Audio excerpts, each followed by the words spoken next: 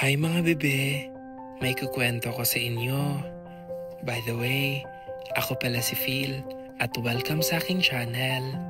Ito nga pala ang ikalawang pagva-vlog na gagawin ko.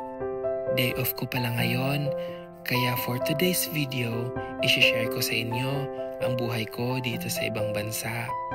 4 months na nga pala mula nung dumating ako dito sa Saudi Arabia. Isa ako sa mga Pilipinong nangarap na makapagbigay ng maayos na buhay sa pamilya sa Pinas.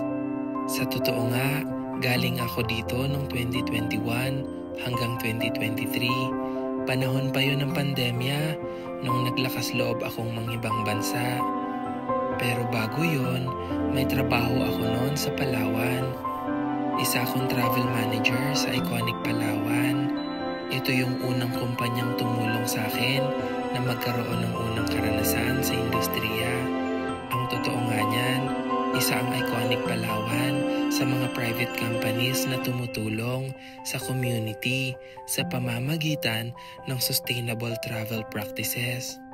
Nagkaroon ng COVID outbreak kaya nahinto ang operasyon ng kumpanya at ng buong tourism industry sa mundo. Kaya naisipan kong mag-abroad na lang para makatulong sa pamilya ko.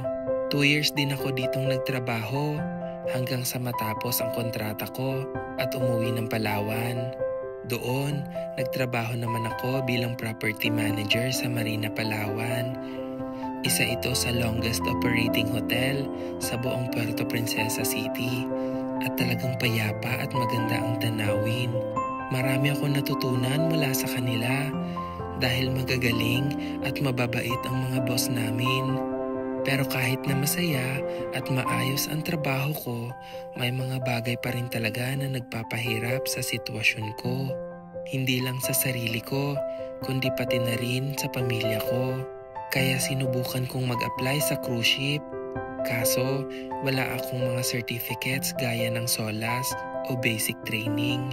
Kaya bumalik na lang ako dito sa Saudi Arabia. Mataas talaga ang cost of living dito sa Saudi. Pero kaya namang gawa ng paraan. Siyempre, Pinoy tayo. Sanay tayo sa tubig at asin. Kaya sa mga nangangarap mag-abroad, dapat mataas ang inyong pangarap. Pero hindi ang tingin sa sarili. Stay humble pa rin tayo kahit anong mangyari para i-bless palalo ni God. Magtiwala sa sarili, sipag at dasal lang mga bebe. Padayon lang. Hanggang dito na lang muna ang video ko. See you sa susunod na kwento.